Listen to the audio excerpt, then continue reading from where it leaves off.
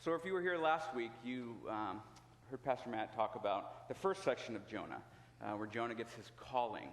And Pastor Matt had explained that Jonah actually means dove, which has got to be a good thing if you're named after a bird of peace. But also at some point in Jonah's ministry, he was given the task of delivering the message to Israel, and a good message, that there would be time of prosperity and goodness and grace, and that's got to be a good thing. I mean, who else? You want to deliver that message. But as we learned from last week as well, God had asked him to deliver a message to Nineveh, and he didn't want to do it. He was told to set sail for Nineveh and talk to them and deliver a message. But instead, he heads 2,000 miles in the other direction. He heads to Joppa, and he convinces some sailors to let him set sail with them as they head to Tarshish. And during that journey, when they're on the seas, a big storm comes. And as we learned from last week, this overarching theme of God is that you just can't get away from him. His graces are going to come to you whether you want it or not. And that continues on in these next 7 verses. So we're actually going to read it at this time. It's on page 654 in your not-so-pew Bible. These aren't pews. And it's Jonah 1, 7 through 17. If you got it, say, I got it. If you're still looking, maybe, still looking. Or I could just wait till pages stop turning. Okay. Jonah 1, 7 through 17. Then the sailors said to each other, "Come, let us cast lots to find out who was responsible for this calamity." They cast lots, and the lot fell on Jonah. So they asked him, "Tell us, who is responsible for making all this trouble for us? What kind of work do you do? Where do you come from? What is your country? From what people are you?" And he answered, "I am a Hebrew, and I worship the Lord, the God of heaven, who made the sea and the dry land." This terrified them, and they asked, "What have you done?" They knew he was running away from the Lord because he had already told them so. The sea was getting rougher and rougher, so they asked him, "What should we do to make the sea calm down for us?" "Pick me up, throw me into the sea," he replied, "and it will become calm. I know that this is my fault, and this great storm has come upon you." But instead, the men did their best to row back to land. But they could not, for the sea grew even wilder than before. Then they cried out to the Lord, "Please, Lord, do not let us die for taking this man's life. Do not hold us accountable for killing an innocent man, for you, Lord, have done as you please." Then they took Jonah and threw him overboard, and the raging sea grew calm. And at this the men greatly feared the Lord, and they offered a sacrifice to the Lord and made vows to him. This is the word of the Lord. So what can we say about Jonah? Especially in these 7 verses. How about minor role? Arrogant, nonchalant, self-focused, personal gain-driven. I actually prefer squishy. I don't want to be so negative, but Jonah really doesn't make a case for us to like him. God has told him where to go, and he just doesn't listen. It doesn't fit into his plan. We can understand the struggle that Jonah has, because who really wants to go into the lion's den and try to convince him maybe you should be a vegetarian? Because vegetables are better? Not. How can we appreciate someone who just doesn't care about anybody else? Give us something, Jonah, please. Show us that you're concerned about these sailors and their lives. Show us that God picked you for a reason, because you care for others. Jonah, spelled team. Tell me there's no I in team. But he doesn't. On the other hand, we have the sailors. These are the rough and tumble guys. Guys that were manly men. Seasoned veterans of the sea. They lived it. They breathed it. They not only had sea legs, they had gills. These guys had tattoos of tattoos that said mom. I mean, these were rough men. Sailors who didn't run away from a challenge. Guys that if something happened, you had to deal with it on the spot. So you dislocate your shoulder. That's what your fellow sailors are there for. They're going to pop it back in place. I've seen Deadliest Catch on Discovery Channel. I've seen what happened when you're on the sea and you get an impacted tooth. I think that's why God invented pliers. You deal with it. And more importantly, these were not your typical community members because they lived on the sea and had that type of a community. They knew and they had to depend on one another to think of others, or else the ship could quite possibly go down.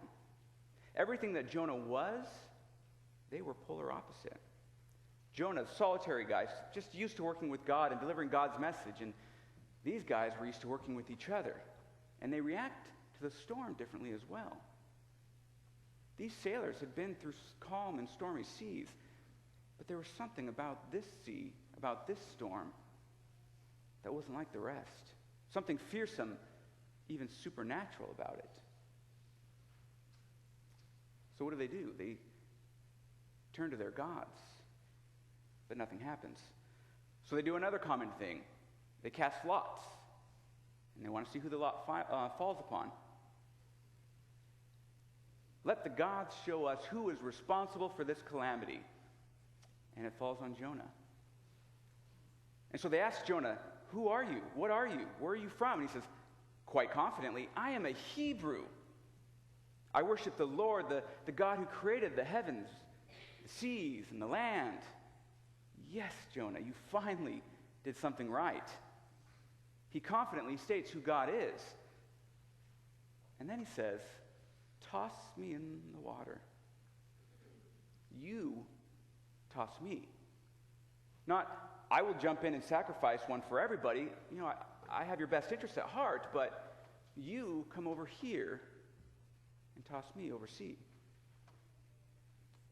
But the sailors were still concerned. They want everybody who's on the ship to come home, or to at least make it to Tarshish.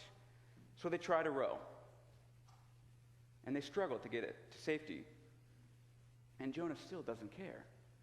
It's still all about him. He doesn't even try to stop the sailors. He knows it's not going to work. Not even a, hey, you can keep doing that rowing thing, but it's not going to get you anywhere. He just doesn't care. God is calling him out, continuing to show him that he is there, continuing to smack him upside the head and say, Jonah, I know you're here. You cannot run away. I have a task for you. There are people's lives at stake that I love. But he just doesn't care. It ain't about you, Jonah. You had one task to deliver, and that's the message to Nineveh, the Lord's message. To think of others and not yourself. It's not about you. And it's not about me as a single person.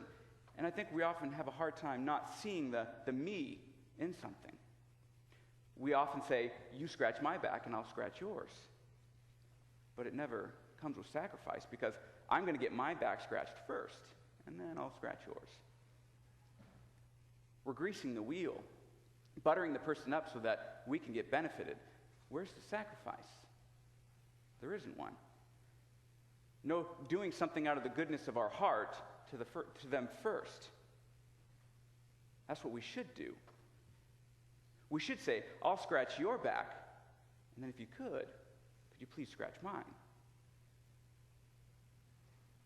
But we twist the wording. It's not about you.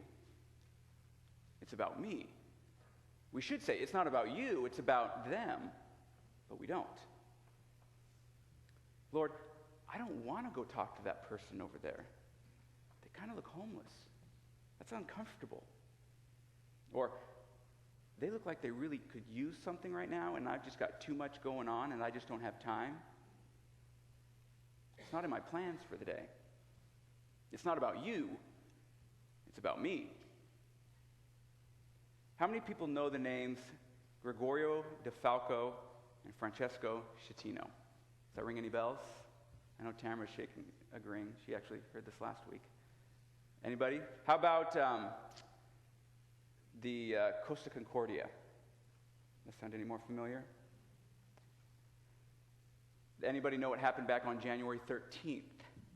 when Captain Francesco Schettino was at the helm of the pleasure cruise ship, the Costa Concordia, and they were traveling off the coast of Tuscany, and they ran aground. Can you show the slide, please? So in the upper left is what the boat was supposed to look like. What happened was a 50-meter hole, roughly 160 feet, was torn into the side of the giant liner, and within a half an hour, the ship was tilting. Over 4,200 people were on that ship, crew and passengers. 32 people died. 2 captains involved, one captain of the Coast Guard and one the captain of the cruise liner, had different thoughts and ideas. One worried only about himself and nothing more. And the other captain worried about the 4,251 crew and passengers that were on board. DeFalco, the whole time, was trying to get Schettino to actually go back on the boat. He left the boat when crew and passengers were still on it, trying to get him to do what he was supposed to do. But Schettino, on the other hand, didn't want to. It was too harsh. It was too scary. He was great at doing what he was supposed to do when he was the captain of the ship, when it was upright and sailing smoothly. But now that the difficult task was at hand, he ran away. He jumped ship, literally. One now being hailed as a hero, and the other under trial for manslaughter. And Schettino could easily be Jonah, risking the lives of other people, only concerned about himself. DeFalco, on the other hand, takes a page from the sailors and tries to save all the passengers. He literally screams at Schettino to get back on the boat, evacuate safely, get everybody off first and then yourself. Think of others. Do what you're supposed to do. It's not about you, Schettino. And it's easy from here to say, how could anyone do that? And I'm sure Schettino has the same thought process, because 30 years he was a ship's captain. 30 years he had done what he was supposed to do. And now his name is tarnished. People that had family and friends that loved them, that were concerned for them, were dead. People that God loved and was concerned about are dead. Jonah didn't see that love. And on a large scale, Jonah didn't see the love that God had for the people of Nineveh. They were evil. They slapped each other with fishes.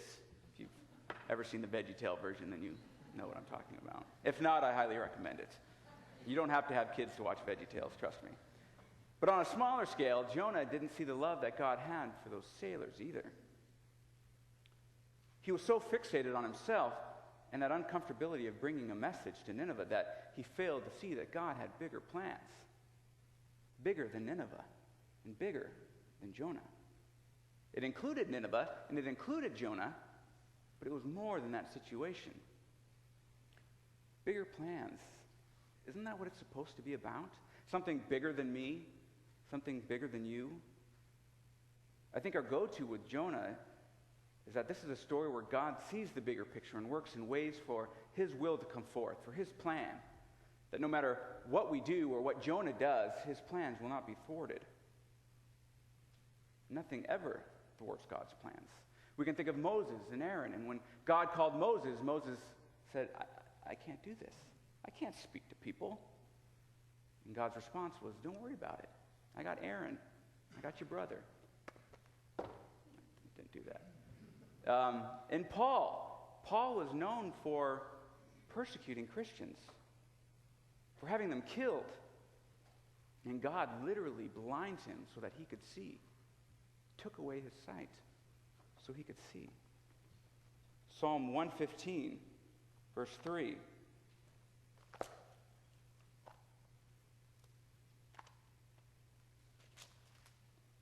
Our God is in heaven. He does whatever pleases him. And then jump ahead to 135, verses 5 and 6. The Lord does whatever pleases him in the heavens and on the earth, in the seas and all their depths. He makes clouds rise from the ends of the earth. He sends lightning with the rain and brings out the wind from his storehouses. How comforting is that? That no matter how many stupid things we do, God's will still be done. It ain't about you, Jonah. It ain't about you, Nineveh. It's not about disobedience. It's about God and his grace. It's about his conversion of some sailors right now. And in this case, when the waves were tossing about and cresting over the side of the boat, and all the cargo had been thrown over in hopes of sparing everybody on board, and when the wind and the rain were beating across their faces, and their gods had been prayed to and sacrifices offered up to, the Lord's voice came calling and said, I am. I am the only God you will know. I am the only God who can calm these seas. I am the only God who can calm the storm. I'm the God that you didn't know, but you knew. The one that made you stand in awe when Jonah mentioned my name.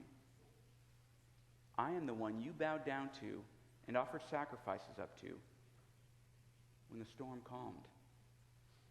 I am. And it wasn't done with a loud, thunderous, bassy voice calling from heaven. It wasn't done as a whisper through the wind and the rain. And it didn't come across floating on a boat over the sea. It was done with a sacrifice to the Lord, a sacrifice of Jonah, an acknowledgement of who he was, and an altar call when the seas were calmed. The sailors started with a coming to God's moment and ended with a coming to God moment. It wasn't about you, Jonah. Yes, God will use you, and he used you in this case, but his focus is on more than you. And I think we frequently see this as a Jonah moment, his conversion, or semi-conversion. But let's be honest, it's a semi-conversion because his attitude never does change. Throughout the rest of the book, he still has this chip on his shoulder. He's still squishy. God wanted to touch the hearts of sailors where they were. God wanted some sailors, and he sought them out via Jonah.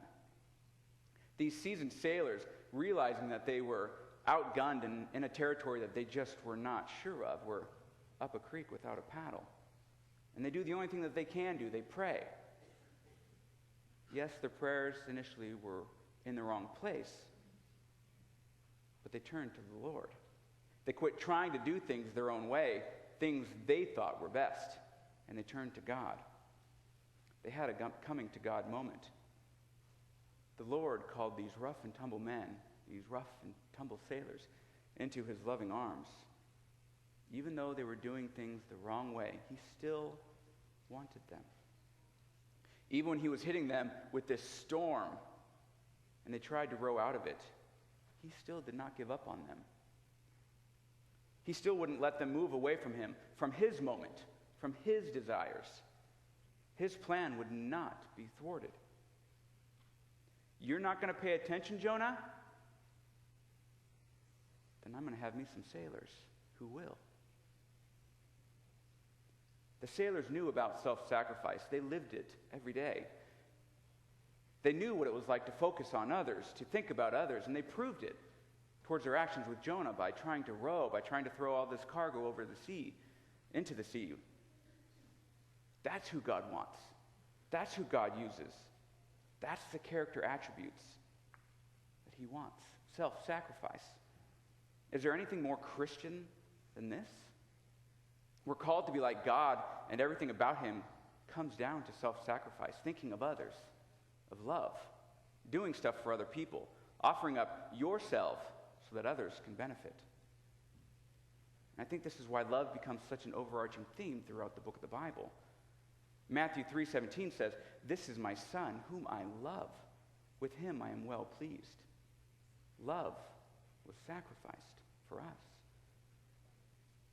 God wants us to remember that in sacrifice to others, we move just a little bit closer to him. We become a little bit more like Jesus. Do you think Christ knew it wasn't about him? I mean, it was about him in every single sense. But I mean, he did this for us. Christ became the sacrificial lamb for us, not for the benefit of himself, but for others. sacrificial lamb, in its general understanding, is not a very good thing. We think of it in the movies.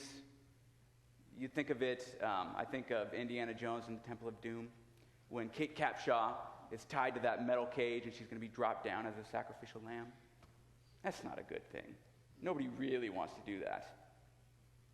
But in the original sense of a sacrificial lamb, it is a good thing, because a lamb is highly valued, and it's offered up to God as a sacrifice for forgiveness of sins. And this was mandatory. It was required. You had no choice.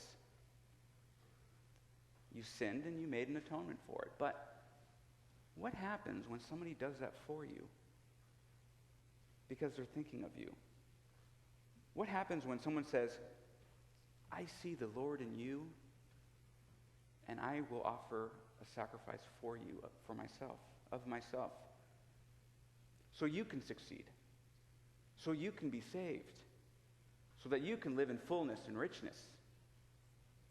To willingly put yourself first, or someone else first, so that they can succeed, to take on a burden or weight for someone else, this is the ultimate sacrifice, and this is a true sacrificial lamb. And as I was coming to this point in the sermon, this point in the text where you convey what's God doing today, what does this mean today, what's the grace? And I have to be honest, I really struggled with this. I saw where it was going, that Christ is a sacrificial lamb who said it's not about you, and I didn't want to write it. I know it's true and I believe it with all my heart, but it just seems too easy. It's too easy to go to Christ. It's too easy for the obvious. Yes, Christ willingly died for us. He walked that lonely path to the cross without a request from us, without us even deserving it. The lamb was sacrificed. But it just seems too easy. But maybe that's just it. Maybe the answer has to be that easy, because that's what love does. It becomes a no-brainer. You make that sacrifice out of love, and it becomes an easy action. Love is sacrifice. It says, it's not about me, it's about you. Love puts someone else's needs before its own. And this is why Christ walks to the cross, for love and sacrifice. Mark 8:31 through 38 states, and it starts off by saying, whoever wants to be my disciple must deny themselves and take up their cross and follow me. For whoever wants to save their life will lose it, but whoever loses their life for me and for the gospel will save it. Whoever loses their life for me and for the gospel will save it. Lose your life for someone else. God has bigger plans for you and I. He has bigger plans than you and I, but he wants us to play a role in it. He trusts us. He knows that we can do it. He sees us lifting up others and sacrificing ourselves for others. And so he wants us involved. So I think it has to be that easy to go to Christ because of love and sacrifice, because it's supposed to be. From the beginning, we were created out of love. And there was a planned sacrifice for that. And we were created in his image because it comes from him. We have it in our DNA. We have love. We have sacrifice. It's in our blood. But we have to remember, it's not about you, but you're in it. The plan is bigger than me, and it's bigger than you, but we are also wrapped in it. Amen?